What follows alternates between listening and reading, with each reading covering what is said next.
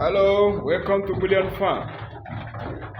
This is the adult section, but I only want to show you the Noellas, the so-called Israels.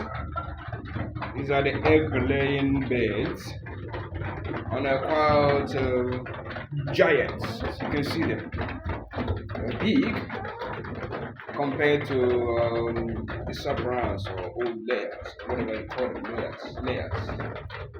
And when you look at these ones, you will see some of them look a little bit older. When you look at them, those ones have started laying. The ones that are still fresh, like this one, and this one, just one, and this one, are laying. And yeah, I just migrated them from where they were because it was so tight for them.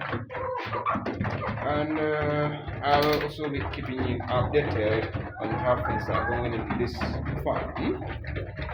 And this is where we will be picking our eggs. I put a pressure here for them. It's a small pressure, but it's just in case. You know, it has birds to exercise. All the same, this is a very short video to introduce you to another section of Bullion Farm. The farm is big, so I just pick whatever that randomly comes to my mind. And we also do snaring, but I'm not going near that side yet. Let's stick with poultry for now.